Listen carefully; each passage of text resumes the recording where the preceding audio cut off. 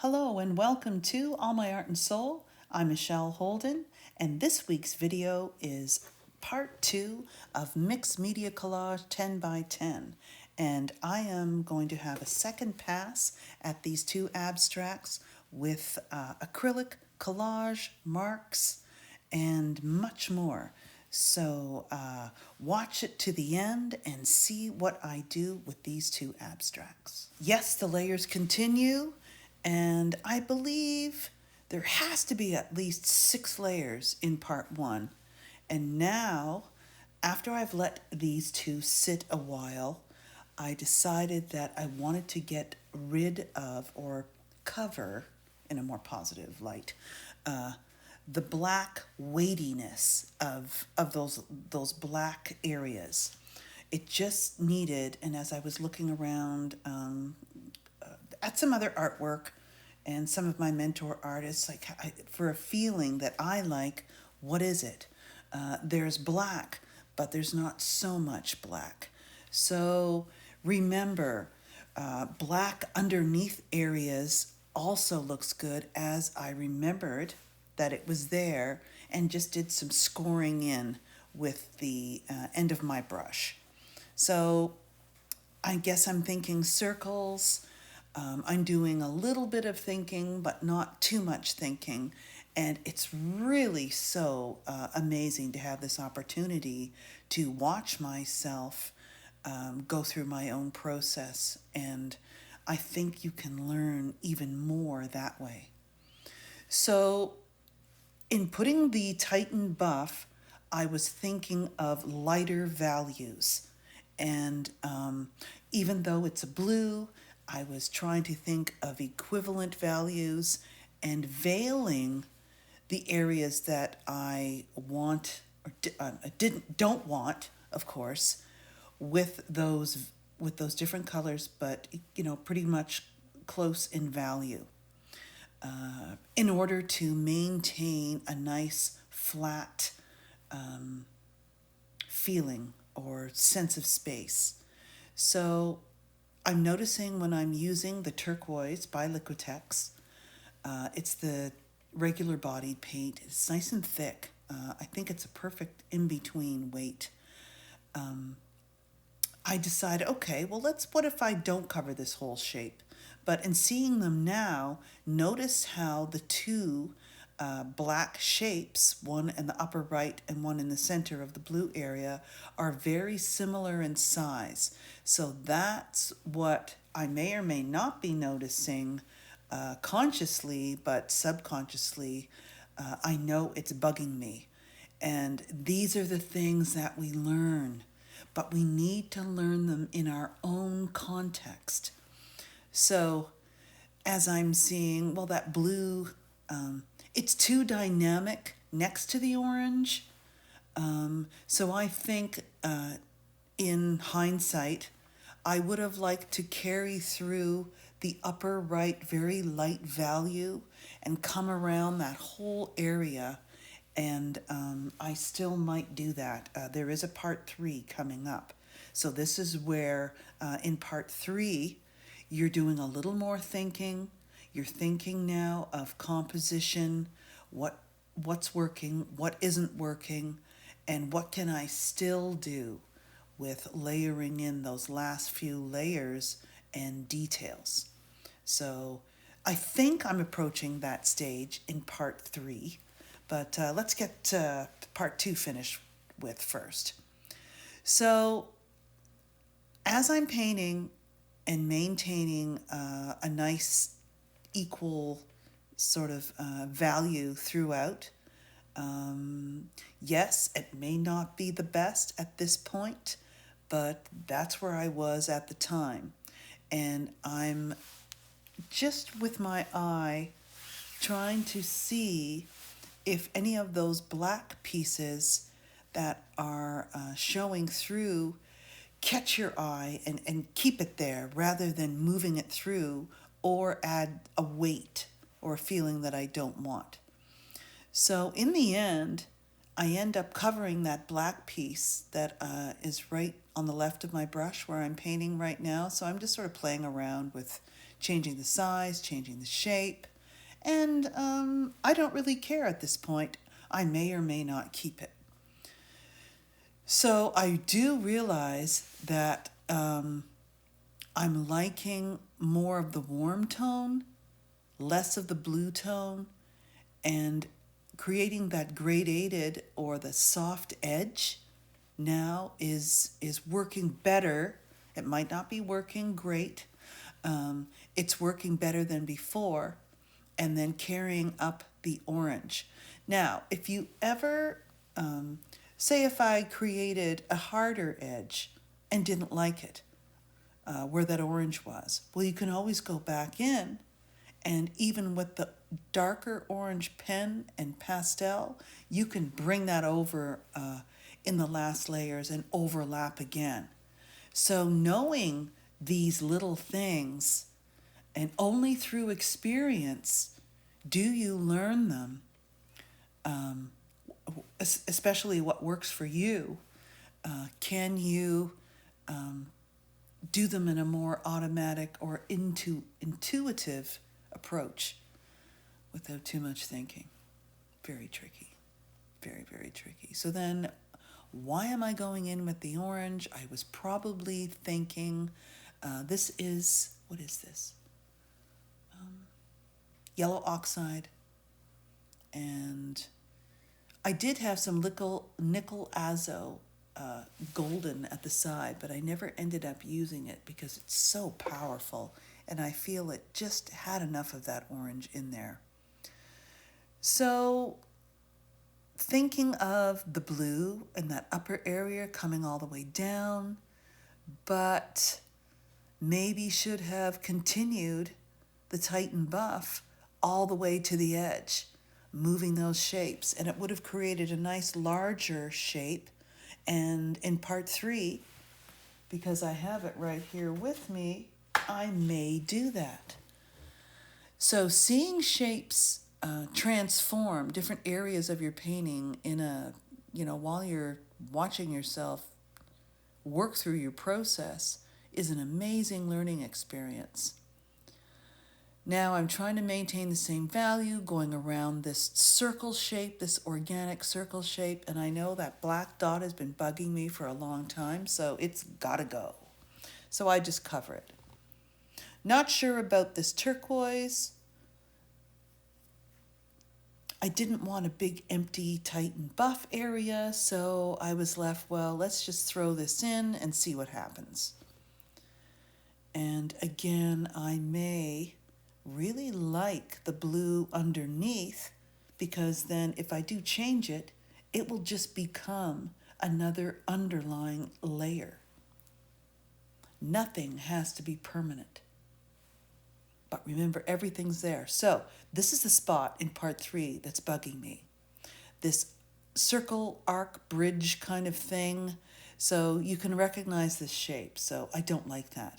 I want everything in my work to be more ambiguous. So I'm liking that little square there. In part 3, you'll see that I did erase it, but I think I might go back in. Yes. So it's catching my eye.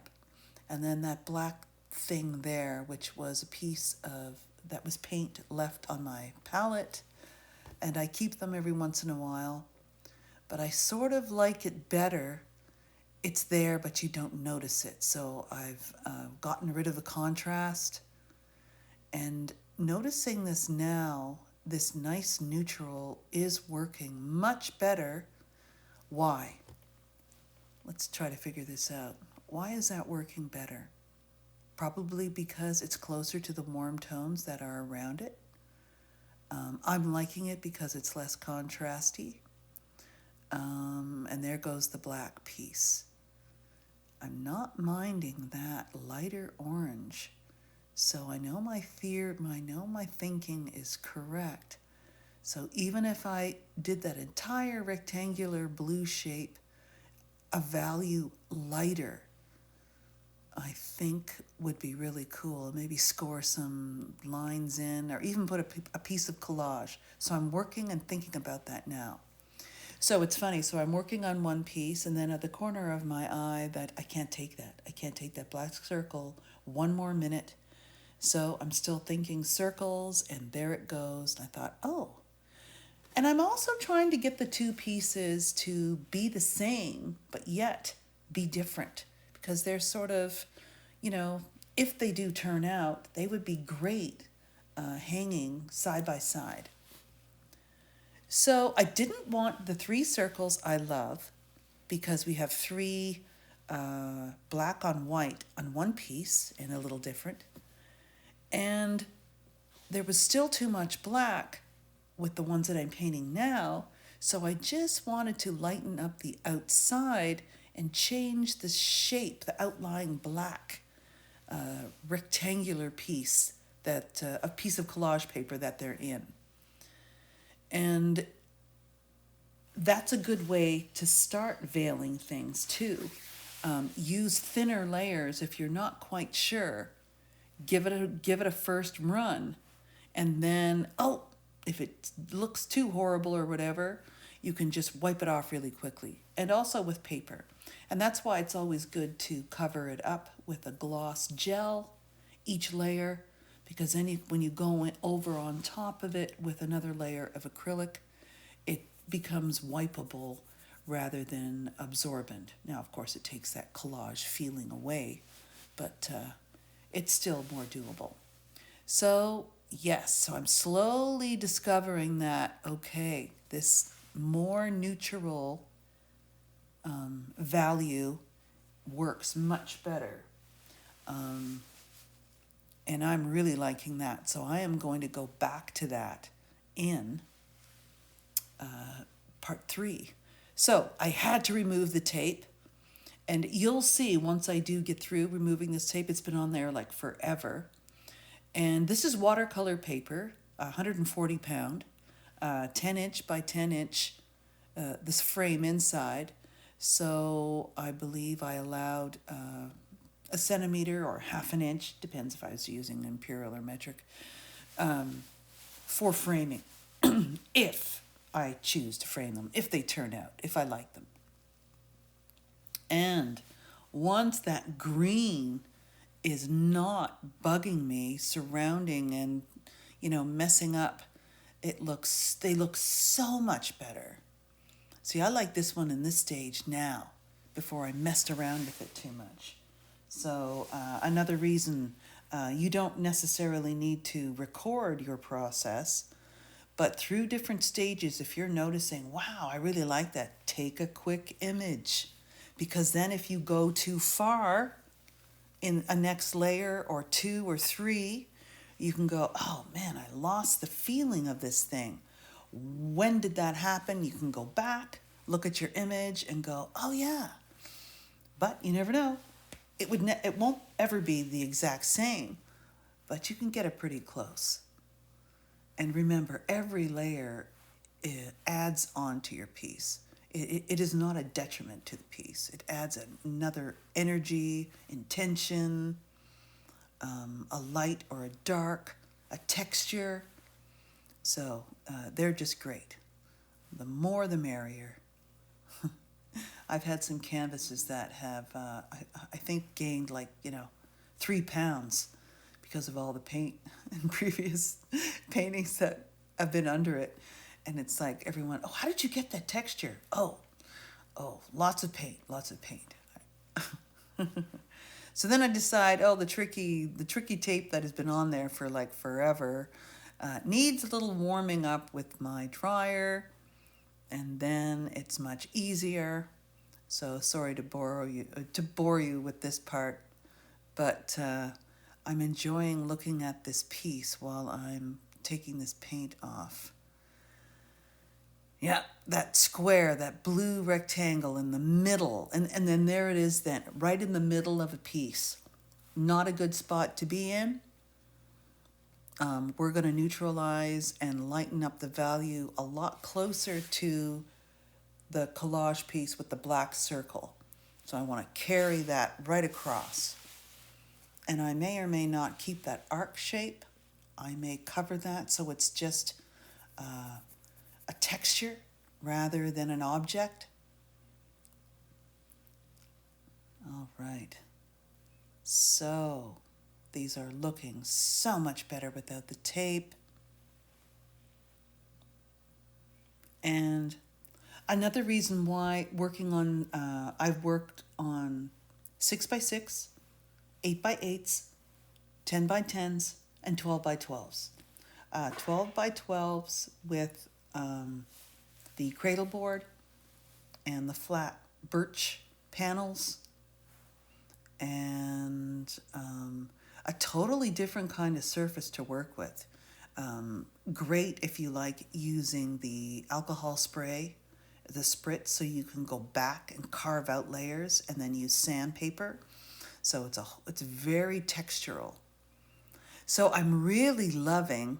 I'm beginning to mix colors more, and that's the reason why I'm forcing myself to do so by keeping a very simple palette. I'm only allowing myself. This is me.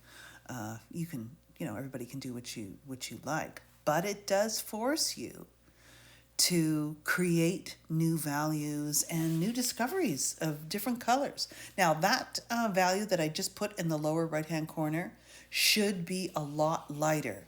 It should emulate the one on the upper left corner, opposite diagonally. So, learning about these things as we go, putting a heavier texture, a heavier layer, more opaque, and slowly just getting rid of the blue. So following another line, I could have picked up a line where the circles end, which I think would have been better, rather than having this big empty blue space now in the middle. So we will deal with that. Okay, so the black and white, very thin collage piece on the lower left, mid to lower, is the Stencil Girl organic plants kind of stencil. I forget which one it was, which artist it is. And I eventually cover that up a little bit, just to erase or to veil the busyness of it. So I'm also learning to give my work, my shapes, my textures, some breathing space, which is another contrast.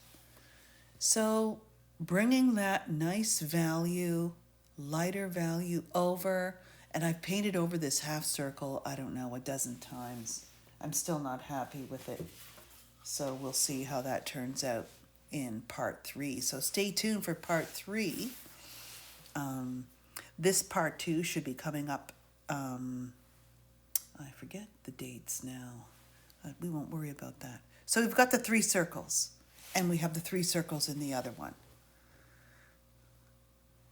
It was bugging me because they were too much the same, so I just wanted to maintain the darkness, give it some warmth, and then I decided, no, I'm not going to touch the 3rd one. I'm just going to leave it. And that, yes, that has maintained. So, and it sort of gets your eye to move to the left, right to left.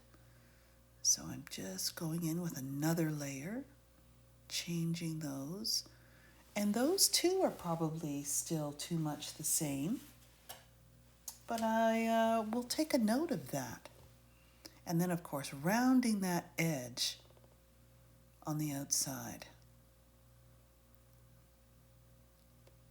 Don't know if I like that so much. So I can go in and rub that off. I think I liked it square rather than rounded. But then I come in with a lighter value, covering up some of those black, they're like organic oval shapes. I really love that stencil. But then you see that orange shape develops